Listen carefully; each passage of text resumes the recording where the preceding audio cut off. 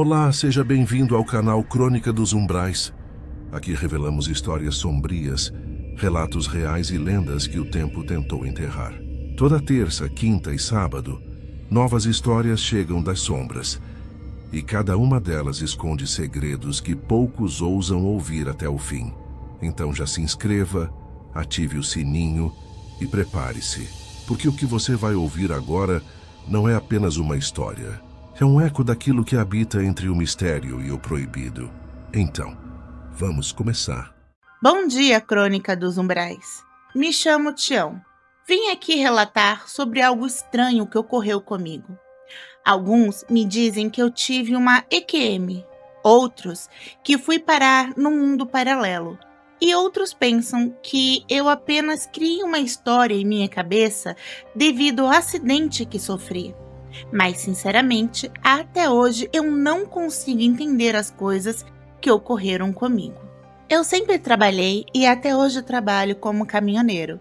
Mas teve um dia que apareceu um trabalho que pagaria muito bem e eu teria que levar a mercadoria para Brumadinho, em Minas Gerais, e depois pegar uma carga lá em Casa Branca e voltar para Jundiaí com a carga. Eu, na hora, nem pensei, pois eu não conhecia esse local Casa Branca e nem sabia como era dirigir por lá. Mas fui mesmo assim. No dia combinado, saí de Jundiaí umas 4 da manhã. Queria chegar em Brumadinho lá pelas 9 ou 10 horas da manhã, para poder não pegar estrada à noite, pois sempre à noite aconteceram várias coisas assustadoras comigo. Então resolvi nunca mais pegar a estrada na madrugada. Fui. Fiz apenas uma parada e cheguei no local em Brumadinho. Eram umas 10 da manhã, como eu havia previsto. O dono do armazém, o senhor Adolfo, mandou que os funcionários dele viessem e retirassem a carga de dentro do meu caminhão e pedi informações para o senhor Adolfo como eu fazia para chegar em Casa Branca. Então ele disse: você pega a estrada em direção a Nova Lima e Birité. Antes de chegar no Jardim Canadá, você vê uma estrada secundária. Aí ele colocou entre aspas, asfaltadas, mas estreita, que desce a serra em direção ao povoado. O acesso principal é por aquela estrada perigosa. Cuidado com curvas fechadas e lá tem abismo dos dois lados e às vezes o GPS não pega nesse lugar direito, então vá com cuidado. Eu anotei toda a informação dele, caso o GPS não pegasse, quando eu chegasse no ponto que ele me orientou, e segui viagem. Depois que eu pegasse a carga, eu iria almoçar e voltar para casa. Ao menos era isso que eu planejava. Mas quando cheguei na estrada, aquilo ali me deu medo.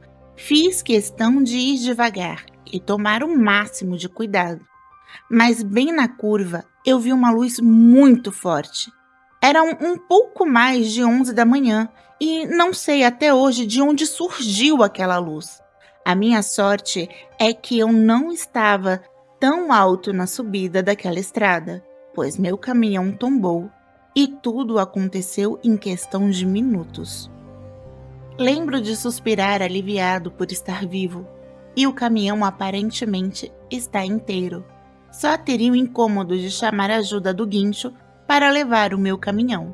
Procurei em minhas roupas o meu celular e nada. Procurei dentro do caminhão e nada. E não havia uma alma viva naquela estrada. Eu teria que voltar andando e pedir ajuda. Comecei a caminhada de volta para achar um orelhão ou alguém que pudesse me ajudar. Mas conforme eu ia descendo a estrada, comecei a notar que o céu começou a escurecer. E aquele calor insuportável que estava fazendo começou a diminuir. Pensei em voltar para o caminhão e pegar uma jaqueta, mas eu já tinha andado bastante. Se eu continuasse, logo acharia ajuda. Foi o que pensei. Algo estranho começou a acontecer. Cada vez que eu andava, mais a estrada escurecia e mais o frio apertava, até que começou a se formar uma neblina, que foi ficando cada vez mais densa, conforme eu ia caminhando. Eu parei e achei aquilo tudo muito errado. Comecei a correr, mas lembrei que eu estava em uma estrada. Se eu saísse correndo à toa, algum carro poderia acabar passando por cima de mim. Então, eu resolvi ir para o acostamento. Mas reparei em outra coisa estranha. Eu caminhava e não achava mais o acostamento, até que comecei a ouvir como se fossem choros e lamentos, que vinham de todos os lados. Neste momento, comecei a sentir medo, muito medo. Corri no que eu achava que estava indo em direção ao caminhão, mas a estrada de asfalto sumiu dos meus pés e eu nem notei quando isso ocorreu. Eu estava correndo e comecei a notar a dificuldade, e quando olhei para baixo, era um solo barrento. Eu parei e comecei a gritar por socorro. Eu comecei a caminhar e andar sem rumo. O frio estava insuportável, mas a minha adrenalina estava alta. Eu não conseguia parar. Eu precisava continuar e fiquei me perguntando onde eu estava. Até que a neblina começou a ficar menos densa, e juro que preferia que ela continuasse densa, porque eu comecei a ver pessoas se arrastando pelo chão lamacento, todas sujas, e não dava para distinguir se eram homens ou mulheres, novos ou velhos, nada. Apenas corpos que pareciam nus, cheios de lama, se arrastando e gritando, e pedindo ajuda. Eu tentei voltar para o lado da neblina, mas quando olho para trás, vejo um vale que, sinceramente, para mim aquilo parecia o inferno. Aquele lugar era cheio de crateras e pessoas gritando, choro e desespero. E eu até tentei falar com essas pessoas, mas elas me ignoravam, de tão doentes ou hipnotizadas que estavam. Eu voltei a gritar, voltei a pedir ajuda e pensei, será que eu morri e vim parar no inferno? Será que eu precisava ter alguma crença? Eu não acreditava em nada, nem em Deus ou no diabo. Eu era ateu, mas aquilo ali já estava beirando a loucura. Me belisquei para saber se eu estava acordado e eu sentia dor. Então, se eu estava sentindo dor, eu fui parar em outra dimensão? Sinceramente, os meus pensamentos, somados ao desespero, estavam deturpando todos os meus sentidos. Não sei explicar de outra forma. Me perdoe se pareço confuso, mas só quem passou por algo parecido entende o que eu quero dizer. Notei que mais à frente existia tipo um vilarejo. Eu caminhei até lá. Eu estava cansado, sujo, com fome e muita sede, e nem sabia mais que horas eram ou quanto tempo eu estava andando. Cheguei em um lugar que haviam pessoas, mas o lugar era um lugar cheio de casas quebradas, ruas sujas, o cheiro pútrido de esgoto. Mas eu só queria achar ajuda. Encontrei um lugar caindo aos pedaços, mas parecia uma conveniência, então entrei. O lugar era bem pior lá dentro. Eu fui até o balcão e comecei a falar que precisava de ajuda, que eu estava perdido e que eu precisava de um guincho para o meu caminhão. Sabe, tudo atropelado. E ele me mandou parar e disse: "Não quero problemas com você, vá embora." Eu disse: "Eu pago pela informação, mas me ajuda." Ele fez um ar que estava cansado e irritado e disse: "Estou vendo que você está cansado e com fome. Eu te dou água e pão, mas você precisa sair daqui. Aqui não é lugar para você. Eu te ajudo a sair, pois aqui você não terá a ajuda que precisa."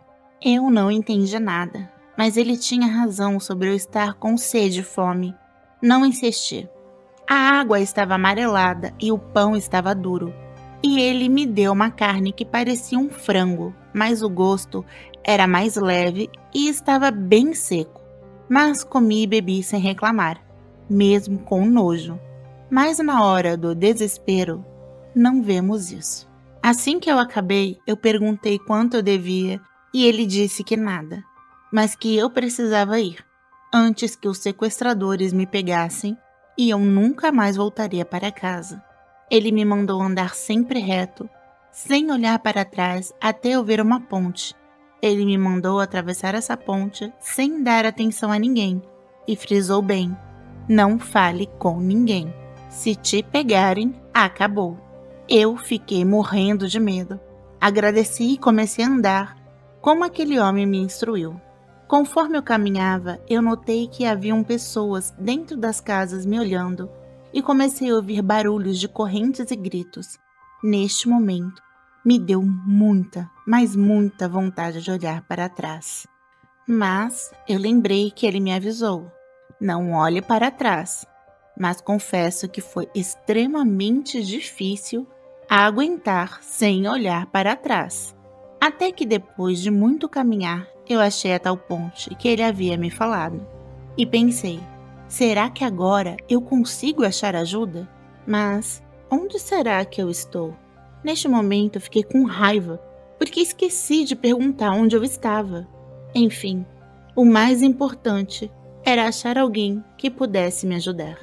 Assim que cheguei na ponte, senti que o ar ficou mais pesado, como se a gravidade estivesse mais pesada. Mas continuei andando, fazendo muita força. Porém, continuei. Quando dei uns 10 passos na ponte, comecei a ver pessoas se segurando, gritando e pedindo socorro. Elas tentavam me puxar, mas eu me desvencilhava e continuava em frente. Quando cheguei no meio da ponte, eu vi um homem alto, muito alto, vestido com um sobretudo preto e estava segurando uma espécie de bengala. Usava chapéu e estava fumando. Quando eu o vi, me congelei, porque eu teria que pedir licença. Eu iria acabar tendo que falar com alguém. Mas quando olhei de novo, ele estava andando na mesma direção que eu estava indo. Então apenas o segui, e aquelas almas estranhamente pararam de me puxar. Tudo por causa daquele homem que estava ali na minha frente. Quando saímos da ponte, ele se virou para mim e abriu um sorriso. E se apresentou, disse que se chamava Zé e me disse que estava ali para me ajudar a voltar para casa. Mas eu disse que eu ainda tinha um trabalho para fazer, que eu queria apenas um guincho para desvirar o meu caminhão e eu continuar o meu trabalho. Ele riu e disse: por acaso você não sabe onde está? E eu naquele momento eu não conseguia falar nada. Eu tentei responder, mas a minha voz simplesmente não saía. Ele sorriu para mim e disse: o seu lugar não é aqui. Volte. Pegou a bengala e deu bem no meio da minha testa e desmaiei. Quando eu acordei, estava num leito de hospital. A luz branca do teto doía nos olhos e o cheiro de álcool e remédio me deu um baque de realidade.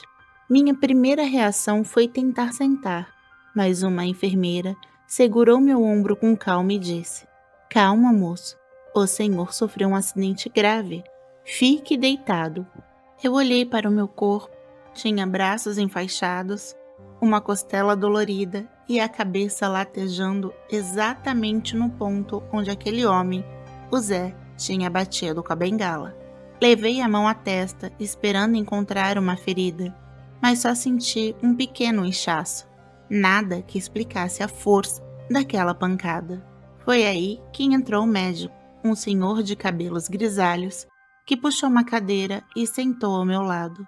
Ele me explicou que eu fui encontrado por um morador de uma propriedade próxima da serra, um senhor que cuidava de um sítio na região. Ele disse que houve um barulho muito alto e resolveu ir ver o que aconteceu.